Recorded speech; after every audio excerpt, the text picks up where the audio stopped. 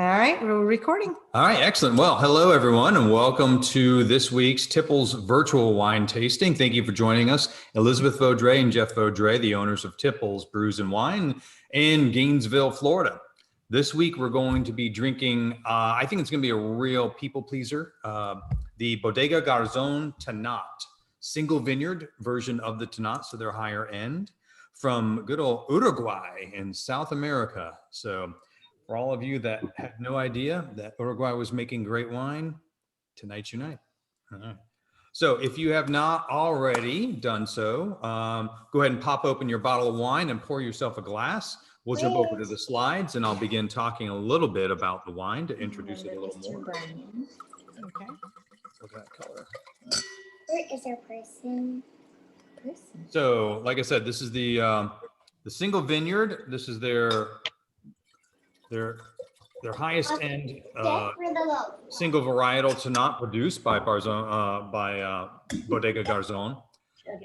This guy is a Wine Enthusiast 92, Decanter Magazine 92. Actually, I believe it was James Suckling was 94 on this. Oh, wow. I missed one of them. So it's very highly rated. Amazing wine to go with lamb chops, spare ribs, beef stews, any kind of barbecue.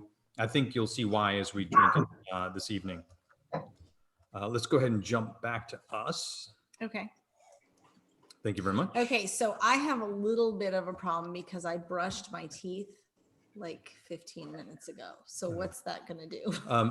3 or 4 sips and you'll be good. Okay, all right. This is no shrinking violet.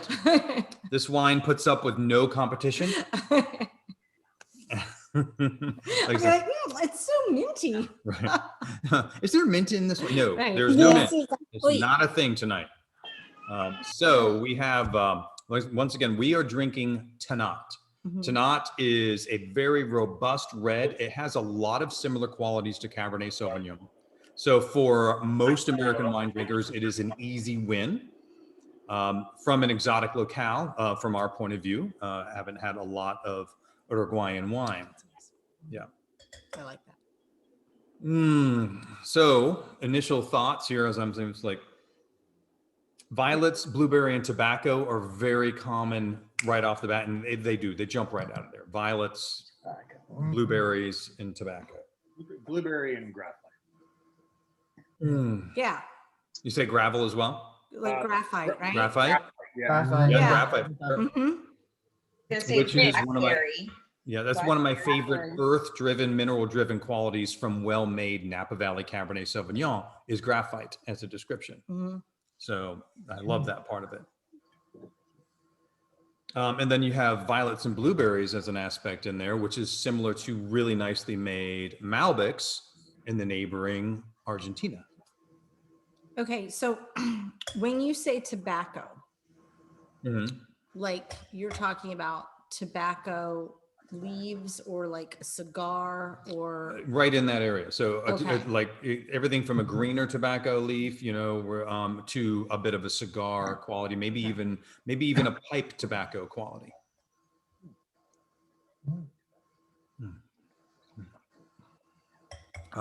Lots of grip. I get that more in the aroma than in the taste. And the taste will evolve as I was running a little behind. So this just popped open. Okay. So we'll be one of those that will be enjoying the transition as we get to the end of the tasting. It will get some of these other qualities coming out. As big as this wine is, nice big tannins, lots of grip, 13.5% alcohol. So, not crazy. Part of that is its cool growth, which is part of what tames this guy down because this can be a beast. Actually, I would have expected more like 15. It tastes big, so you would expect a bigger, Right. Right? It's a very big wine. yeah, which makes me happy. 14.5%, isn't it? Is what this bottle says. On the back. 14 and a half? I was going from online, looking at it, and my bottle's 13.5%. Oh, Really? And a half too. Uh-oh. You got to So, We got the good Yeah, news. our bottle says 14, Jeff. 14 and a half here. Do you guys we ended up with somehow a mixed vintage from my deliveries? Yeah. what year are you 2018. drinking? We're Yeah, ours drinking says 18. 13 and a half. 14 and a half. we're 2018. And Yeah, It so came is this from one Jeff's too. trunk, apparently. I remember him telling me it came from his trunk. 14. That's true. Linda came in. He was and- all sold out, which is awesome, which is Right, great. right. Yeah, I knew people would be excited about this. I brought in 10 additional bottles of wine above my normal guesstimate, Right. and we still sold all of them out, and I had to Wow. have an emergency Oh, delivery. that's right. I remember Thank you saying goodness. that we had to have an emergency Yeah. delivery. So Linda came in and the delivery had been, I mean, it had been placed on the floor for about a minute and a half. And Linda was there. I was like, okay, boom, here you go. Yeah. So that's weird though, because the Hopkins have a 2018 also, but theirs says 14 and a half. I don't understand that because I'm looking right at it. So that's, Yeah. It said ours says 13 and a half. that is bizarre. Kiwi, what's your percent? 13.5. Yeah. Because didn't you buy yours the same time we bought ours? Yes, and I'm gonna drink the whole bottle by myself. Just kidding. And ours is 14 and a half. I wonder if the other one's 14 and a half. I don't know if it's a labeling issue or what's going on with that. I gotta say, I'm a bit derailed right now, but we'll get back on point. Sorry. All right, so In through your nose and out through your mouth. that's right. Stop the recording and curse a little bit, and then we'll. That's right. That's right. Well, I gotta tell you, the good news is I didn't do this. This one is not on me. And if I need to drown my sorrows in any way, I've got a great wine to do it with. So, interesting combination here. A lot of earthiness coming out, which I think will change as it opens up. I would expect, because I've had this wine before, it changes to a little bit more of a smoky, chocolatey effect as it opens up a bit more. And one of the things I find fun with the Tannat is it blends. A lot of wines will be, you guys have heard me with certain like Malbecs when I said it tastes like all things purple. It tends to stay, stays in that. Right. This actually has a blend where you're like blueberries, purple, red plum, red, and it kind of bounces between the darker and red fruits. A little bit of raspberry effect. Yeah, I agree, Jeff. I was thinking to myself, I tasted blackberry, but also the more I taste it, it kind of, so don't laugh, but my kids or my youngest doesn't like the skin on a plum. And that's like my favorite part. So like I'll skin it and I'll eat the skin. And I was thinking to myself, this reminds me of like the smell and the flavor of a really dark skinned plum. You know, it's Totally. kind of reminiscent of that. I like it. Very good call. I think it's an excellent call. So when they talk about something reminding you of the skin of a fruit, they describe it as fruit leather in the wine world. Sure. So they'll say, oh, plum fruit leather or something like that. And that's what they're describing. The little wine vocabulary there. But yeah, you're totally right, Linda. That is in here. And really nice tannins. I mean, this is, it's not an overly aggressive wine. I'm enjoying it right away, and I don't feel like I need cheese to save my palate. Don't have to have it to. But it's a big, grippy red. I'm assuming it's a Julie special. Yeah. Yeah. Well, it's interesting because That's why I like it. That's why I like it. It's a real red. Yeah. But you were talking in the store the other day. There was a wine that you sold the other day in the store that you said the person wanted to open it in the store. But you had said to him, it is a food wine. Right. Specifically. It was so big that it really needed to be with a food. Right. So he saved that one and didn't have it in the store then. Right? No, he drank did, it in the store? He drank some in the store. Okay. And he said to me, this is a really intriguing wine. And there's actually some part of this that could, like you can tell with food even better. Sure. But I can enjoy it by itself as Right. well, which I like about it. But it is aggressive and big enough that you're kind of leaning toward maybe with some food. Sure. But this other one had so many different herby qualities that were turning to smoky over time that I was saying to him, that is very much an old world style, which it's more of an old world philosophy in winemaking to make something that you really should have food at the same time to enjoy it the most. And I will say he was unconvinced when he left the store. And when I spoke to him the next day and he had it with the food, like I mentioned, he said, it was amazing. Absolutely amazing. And I said, I love those revelatory moments. So I'm getting a little peppercorn going on in this guy Mhm. right now too. Mhm. I'm getting more of the flower aroma now that you mentioned at the beginning. I Mhm. forget what flower you mentioned. but Violet. Yeah, Violet. Violet. It smells like flowers to me. Yeah, I think ours was a little too cold. I forgot to take it out of the fridge until like what, Yeah. 5 minutes before the tasting. Yeah. So at first I was like, oh no, like, and then I mean within 5 minutes I was like getting the biggerness of it, and then like now I'm like, hell's yes. My mom said, Oh, I'm recording. That's not cutting. Right. Yeah. No, it'll be it'll really evolve as we go. And I say by by the time we're talking about where in looking at our wine longitudinal map, latitudinal map. Thank you. Flatitude, latitude. Thank you. Wine latitudinal map. It's a good thing I'm saying that early in the presentation, not after my second glass. We'll get to where you guys will suddenly be saying, "Oh, there's that smoked chocolate blueberry combo," which is it's a lot of fun as we go forward. So let's jump over to see where this beauty comes from, and we'll keep talking about. Well, you said Uruguay, and I have no idea where that is in South America. Oh, well, that'd be fun. Yeah. And, okay, so here we have the southern part of South America. Even though, look, here's the over here is overall. All right. So here we have Chilean and Argentinian. That's most of all this right here. And then this guy between this part of Argentina and Brazil, here's Uruguay. Huh. So you can see this blue area. This is their major winemaking region. Brazil does have some wine, by the way. Fourth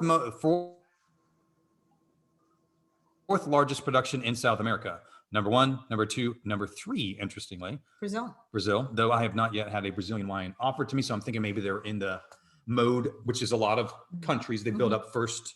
They make a lot of wine and then they start making better wine. Okay. So I'm thinking maybe that's where they are. I don't know. Or maybe not, I'm just missing out. Not to the exporting phase I, yet, maybe. Could be.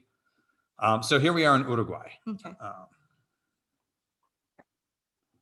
Zooming in a bit. So the part we're drinking is from just north of Montevideo.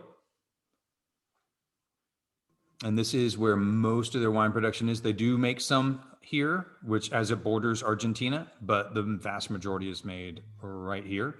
And for a good reason. They require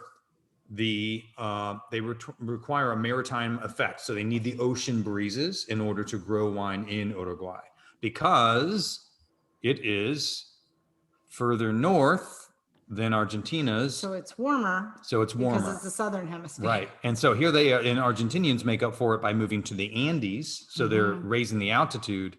And in this case, they can't do that. So they need the maritime influence to cool the vineyards down and get rid of the humidity. What is their elevation there? It's I can't remember where it was, but we're talking about, it's not nothing, it's like 800 feet, that kind of a thing. Significantly more elevated than we are. Right, you're right. They call it hills, but compared to Floridians, it's mountains. Okay. You know what I'm saying? Yeah. Well, look at that. That's That California. was fun. Yeah. That's a slide that I didn't delete. Oops. I asked Jake to take care of that and he messed up. Yeah. It was totally Jake. So here's the area. So this actually is Bodega Garzon, and these are their vineyards running around here. So it's elevated, and then it just runs as these hills running. And to me, it reminded me of the hills of Chablis that we looked at a while ago. For them, the owners of Garzon, it reminded them of Tuscany in Italy. Oh, okay. So, which is why they got excited and bought the land. Let's go here. So Tannat, the name of Tannat comes from the French word for tannin, which is not surprising.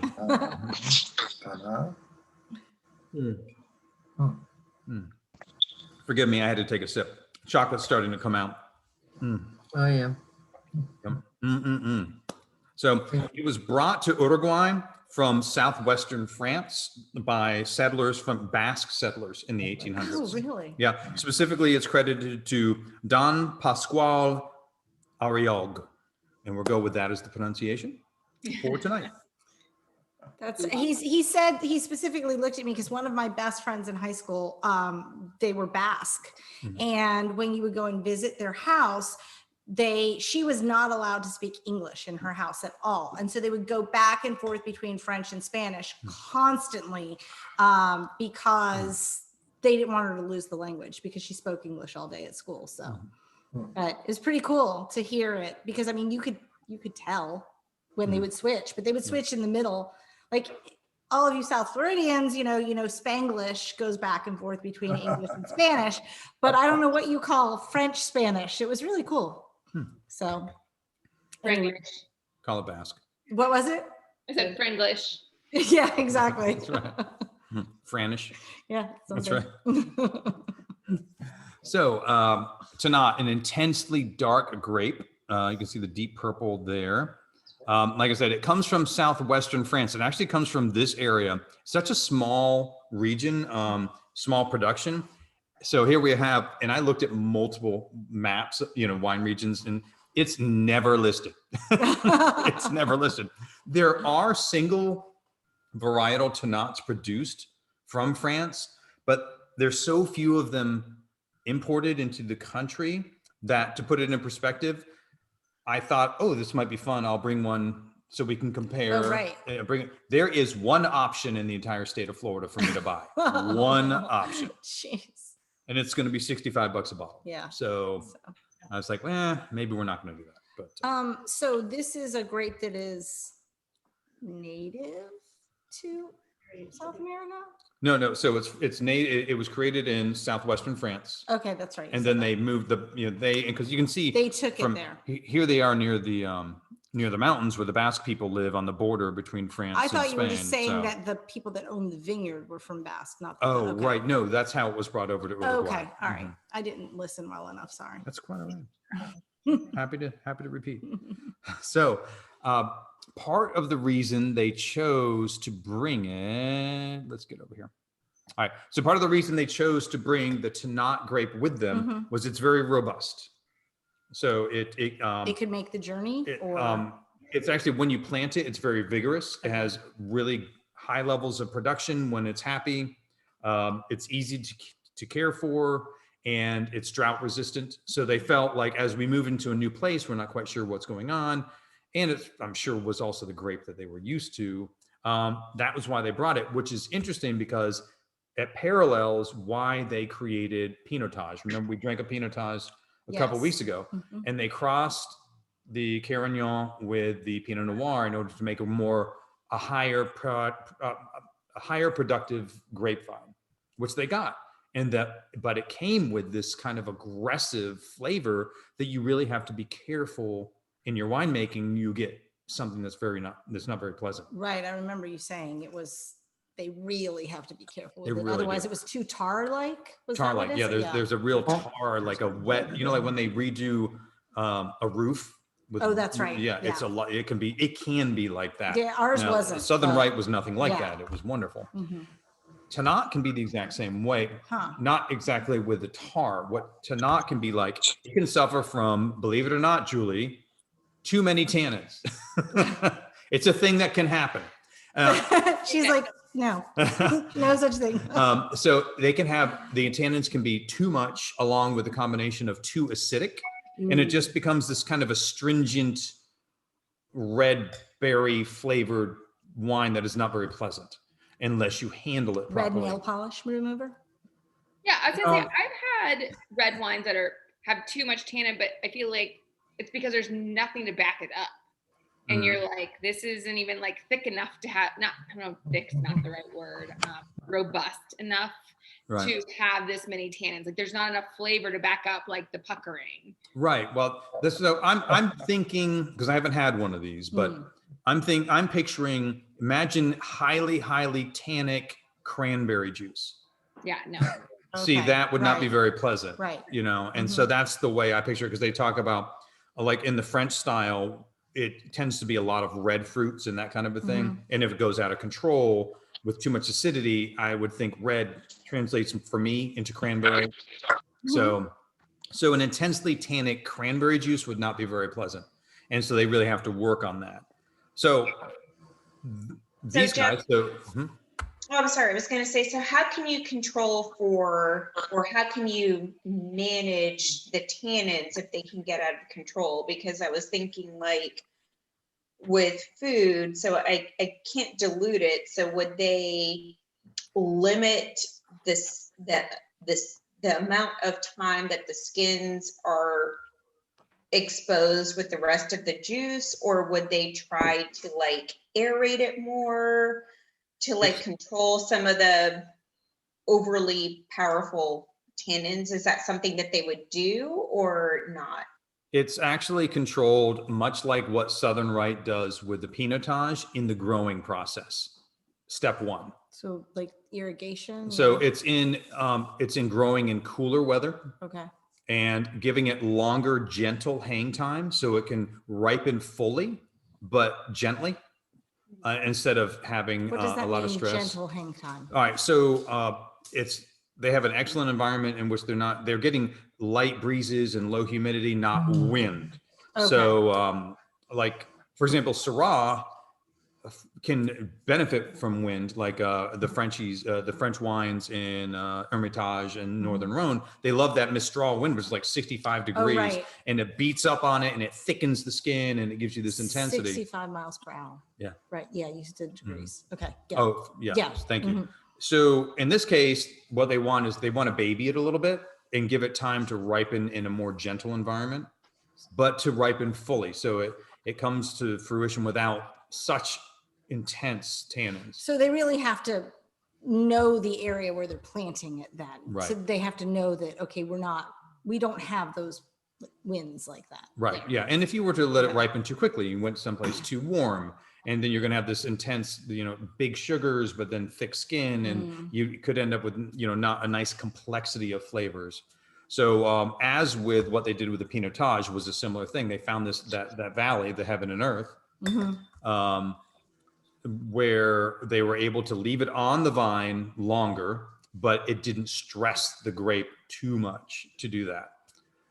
And so that is step one. Step two is appropriate barrel aging, because you have the barrel, which can really help soften tannins and relax the wine. And maybe they need to give it a little extra time in oak.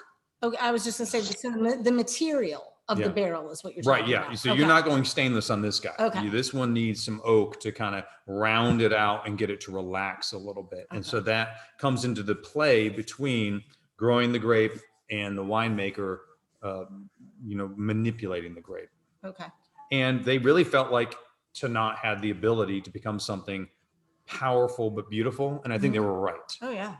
Mhm. I think that, and there's a reason these guys, their ratings are off the charts. They're winemaker of the year, 2018 Wine Enthusiast, New World Winemaker of the Year. They're up for it, I think, again in 2020. They're amazing. So they really, really work with what they have there, and they've done a beautiful job. All right, so we went through the grape.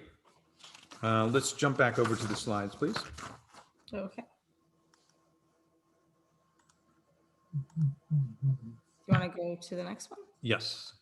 Okay, so here we have this guy has the propensity to have a very thick skin and a very thick layer of flavoring and tannin. But then it can have an intense acidity. So that's part of allowing it to ripen over time. The riper it gets, the less the acid, the lower the acidity that's left in the grape itself.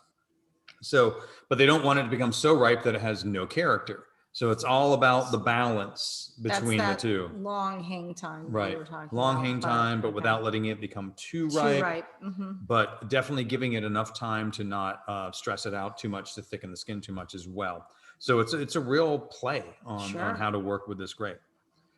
Interesting, this is one of the healthiest wines in the world, and I think Linda will like this, because it is full of antioxidants because of the thick, very dark skin. Huh. So Healthier already. yeah, right. It's healthy. So it's full of resveratrol. So that wonderful quality in red wines that's full of antioxidants, that helps fight free radical damage. Yeah, with resveratrol and anthocyanins. So Yeah, there you go. they're all good for you and cancer preventatives. And they also dilate your blood vessels, so that's good. We So, take them every day. Exactly. a little bit every day. So I should have Not bought too 2 much, but bottles. yes. For the hell. Well, it's all good stuff. But Right. yes. So, Yeah. I actually had notes in Right here to that. saying, ask Linda.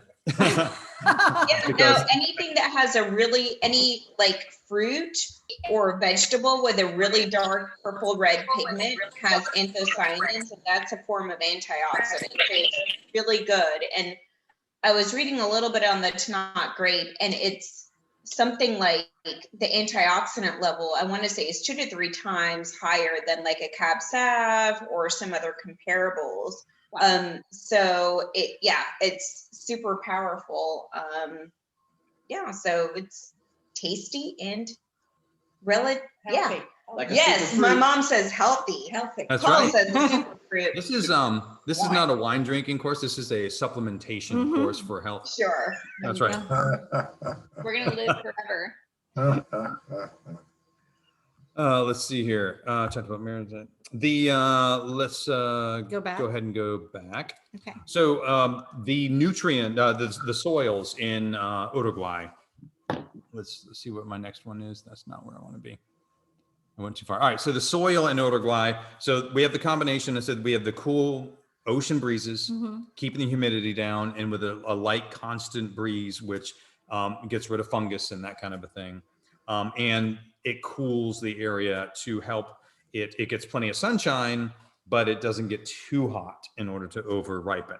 The soil, which this is going to be a story that we've heard before, high in minerality, highly porous, so it drains very quickly, and it's nutrient poor. So, it's the grapes, the vines strain to pull up water and nutrition. They don't get too much. And this is a drought tolerant varietal anyway, so they don't have to worry about pushing it as far as worrying about the water too much. Is it sand? It looks sandy. It is. It's sandy with rocks. Okay. And and the minerality comes from clay. I mean, we hear that like again and again and again. It's around the world, different areas, and you can see why they choose them. It's certainly a theme. Never gray clay like we have here. That's right. No gray clay. No, you no need gray red. clay. That's right. Yeah, Red and brown. those reservoirs that are there, are they like from a river, or is that just like a man-made what's the deal with the water that like kind of filters out throughout the fields there? Yeah, as far as I know, because you can see how they're kind of down in the middle of this basin going around in there. I'm pretty sure it's naturally occurring. So I think they just happen to be around a couple of lakes, which is great because they're probably, when they do need to irrigate, pulling right out of there. Sure. And then just Instead because of these having to guys pipe are it in. super, super careful with the their environmental qualities. Oh, wow. Yeah. Which we'll talk about as we go forward. Okay. You want me to go forward? Yep. So here we go. That's where it came from. In All here, right. So right? here we go. So the Bogeroni family from Brazil, Alejandro is the father and co-founder with his wife Bettina. They founded Garzon in 1999. His family, and I know this, which is funny, I didn't see it here, but I read it in the Wine Enthusiast article when they won Winery of the Year. So I'm recalling from a couple of years ago, but I'm pretty sure I remember this correctly. So his family, they have the money to do this because they are energy magnates from Brazil. Okay. So in the article, I remember reading that Alejandro described it as, I think it was in his 30s, he began to discover great wine. In his 40s, he decided he wanted to do more with wine. So by the time he was in his 50s, I believe he said, he owned. So I'm like, okay, he got into wine. Right. So by then he owned 200 wineries.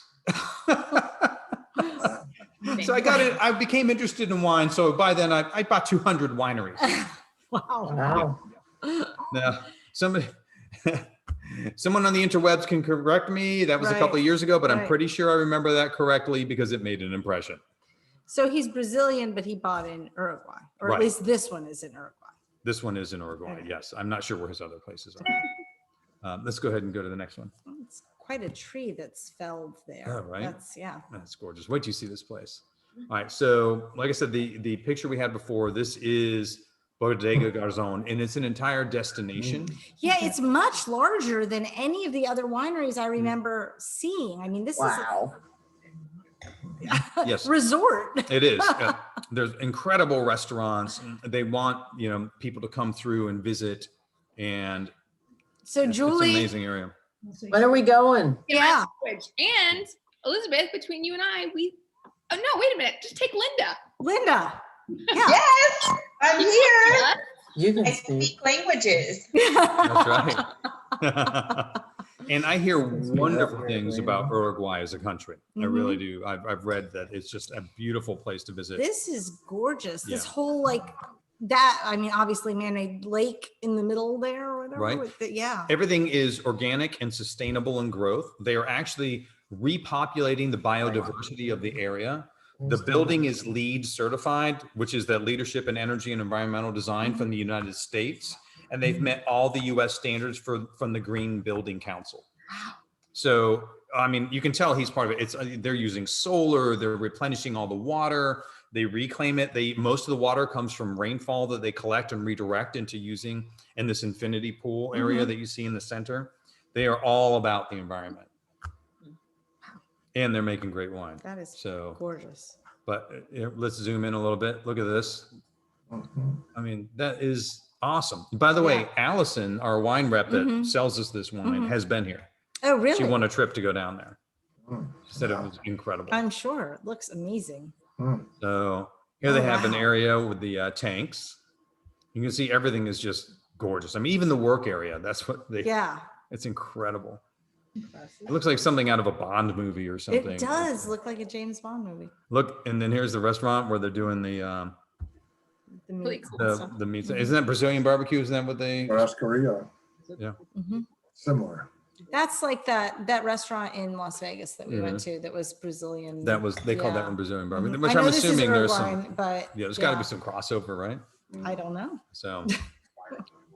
So anyway, just an incredible place, making beautiful wines. Here we come to our wine score explanation. So this guy's getting the worst rating I've seen. This guy is 90, gets all the way up to 94 points. Like we talked about, combination, straight out enjoyability, combined with Tannat, combined with Uruguay.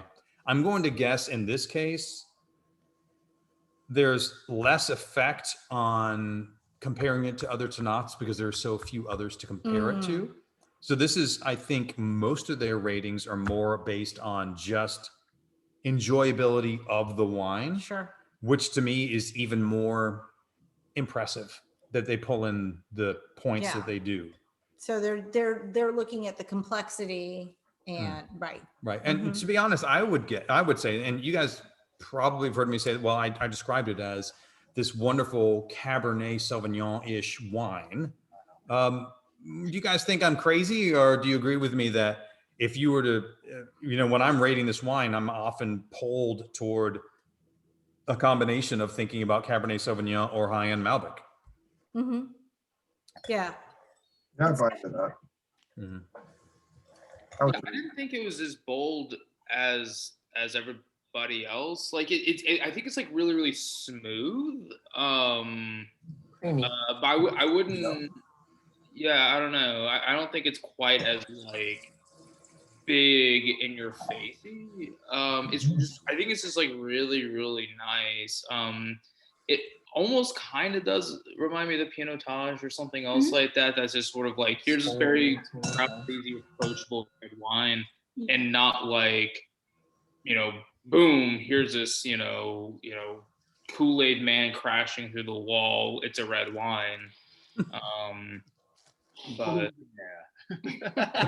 Oh yeah. Interesting way to describe it, Chris.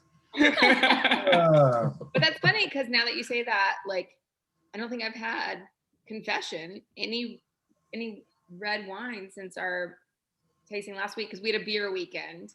So we drank beer all weekend.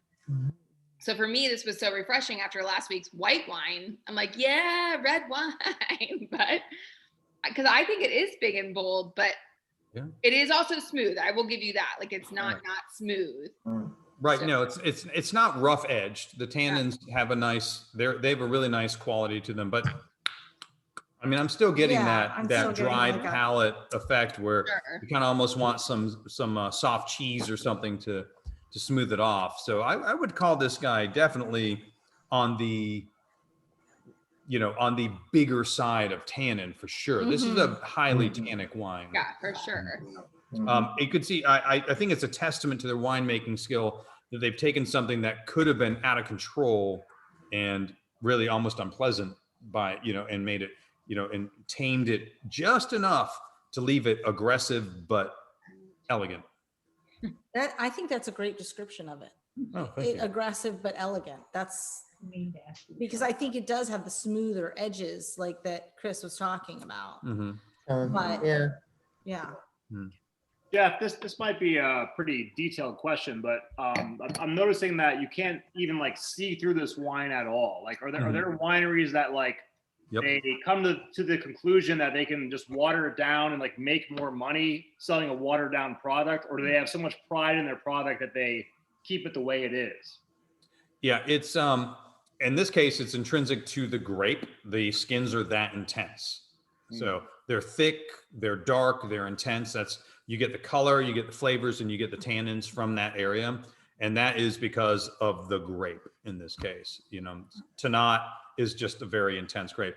If you were to grow it in an area where it should not grow and it was thin and weak, and I guess you could be able to see through some of it there. But there are some people that, not every wine is naturally dark. And sometimes you can make choices.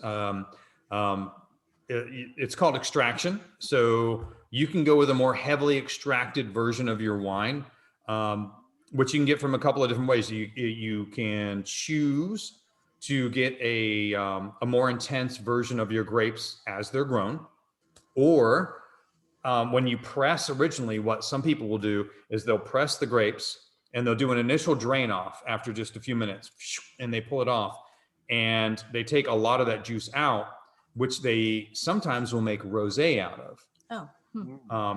And then what's left is then going to be more intense. So you're creating intensity in that way.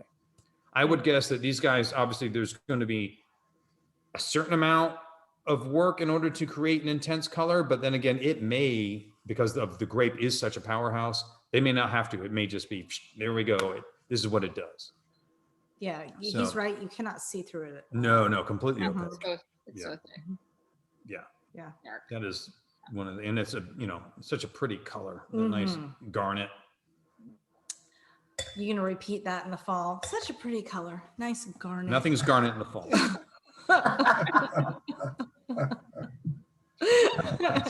You're gonna see Ashley walking around in her FSU sweatshirt. That's such a pretty color. I like that color so much. Right. It's always intense ruby. Yeah, we don't mention crimson in the fall either. That's right. So. Let's jump over to finish up the slides. Here. Yes. You could just have told me. Okay. Done it. All right. So here we go. So I'm saying this guy rating above 90, though, for me is a no-brainer. I think it's a no-brainer. Whether you don't have to say 94, but I think if you're going below 89, I just don't see it. You're just wrong, evidently. Yeah. This is one of. So what are you guys thinking before I say my next thing? I agree. Yeah. When you go with it's back to like the dog show comparison. Like it's so hard to say against like the best wine I've ever had, but because it scores 100 for every Tannat I've ever had. But for me, it's I would say in my top 5 since we've been doing this since April. Like I just love it. Like it's not so over the top that I'm like, okay, I wouldn't drink this on a regular basis. And but it's just it hits all of my personal preferences. So it's hard how do you say like, oh, but if you don't like reds, you're not going to like it. Right. But actually, Brian prefers whites and he likes it. So. No, really good. It's good. Well, and I think like Chris said earlier too, I think it is a more approachable red too, even though, which is, I think what you're saying too with, if you like California cabs, this is probably something you're gonna like. Right. Yeah. When people come in and they're looking for something interesting in the store and they're a cab lover, I put people on to Tannat all the time. It's, it's not to be discounted.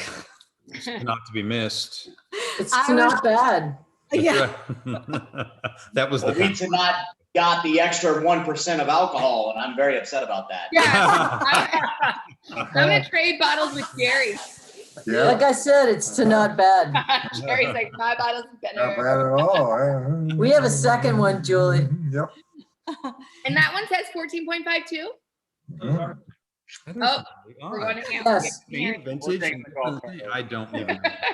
jumping in the golf cart. I would go back to my distributor and ask them about that, but they just sold to another distributor, Yeah, so they they're may in not chaos know. right now. Mhm. I'm hoping we're going to continue to get Garzon. Still- That's all right. I didn't say any names. Okay. Sorry. I just want to be able to continue to buy Garzon's beautiful wines. yeah, 'Cause absolutely. by the way, they have a great Petit Verdot. They don't just Yeah, they grow do. Tannat. Their Pinot Noir is fantastic. They have a rosé of Pinot Noir that is beautiful. They grow Albarino, which is the chosen white grape in Uruguay. We've been drinking their wines for a long time. I've always liked their wines. It's great stuff. What's a Petit Verdot? Oh, it's a grape that is often a blending grape. Oh, okay. All right. So, but it's a single varietal. a single varietal in theirs, and Okay. it's. This one's really You think this guy's dark? Let's go some Petit Verdot. You want some gray teeth? I'll give you some gray teeth. Yeah, our teeth are like. I was like, I don't even want to talk. Right. But okay, Yeah. so when are we doing that? Well, we could do that. I'll bring that one on as well. There's so many ideas I've had lately. It was like, oh my gosh, we need to do that. Mhm. My birthday's in March, and it's like the 1 year anniversary of quarantine. So I'm just saying that might be a good Yeah. Well, good way Yeah. to celebrate. we could do March some. what? March what? 22nd? Yes, good job, friend. I am the 22nd. Mine's the 5th. Nice. Yeah. You're not an Aries. What are you? I'm a feces. He's a Pisces. I got that. I was Just ignoring. go with the flow. Oh, I almost spit wine on the floor. I Sorry was about chalking that. that up to the extra 1%. We are the 1%. Yep. I'm a Virgo, and the Virgo Pisces combo like drives me insane. Well, luckily, Virgo and Scorpio is perfect. That's. Oh yeah. Chris and I are both Virgos too. We're the 4th of September. You guys might want to stop throwing birthdays out with your names labeled on there. This is going on the web. And Yeah. no yeah, last sure. names and Okay. no years. I'm just making It's sure. another class. Social? Yeah. I'm just trying to make everyone safe. That's I'm just true. adding. I'm Thank adding you. the moment. Thank you Yeah. for thinking of You're everyone. welcome. Would you like Let's for me fin- to advance the Let's slide? advance the slide and finish Okay. up on that, and then we'll have some fun. All right. So Ooh, Oh, the longitudes. Silent for 5 minutes. Oh, the latitude. so here we are at kind of the north. We're getting toward the northern edge of the wine growing area for the southern hemisphere when we have these guys. So they really do need that maritime influence. I kind of I meant to mention the Argentinians don't use that. They use altitude, but the Chileans do use a maritime influence on their side, but they use both. The Chileans have so many options. I expect to Sure. be drinking They have a the mountain lot of amazing Chilean wine over the years. I'm a huge fan of Chile. Yes. so we're there? So yeah, we're right here. Yeah, so really, you're right, northern edge. for Yeah, sure. it's right there where Mhm. it's going to become a little bit difficult. Mhm. And I found a new slide that I want. Ooh, I like this. Yes, please. Okay. So I thought this was just kind of fun to discuss. Total global wine producers.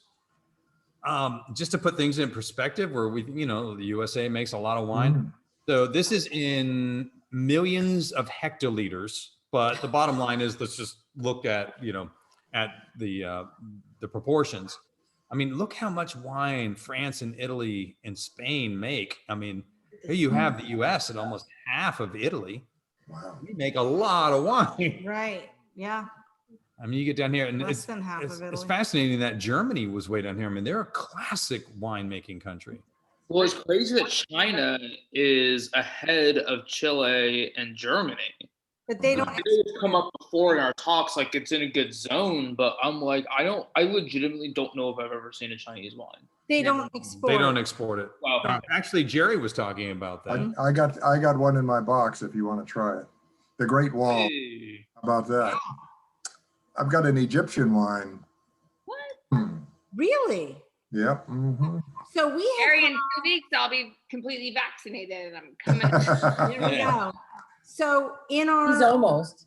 in our tastings, we have drunk from everywhere, not China, but except for, we haven't done Argentina yet, right? Right. We haven't done Chile. Oh no, we did We did Argentina. in No, we did in Argentina. We haven't done Chile.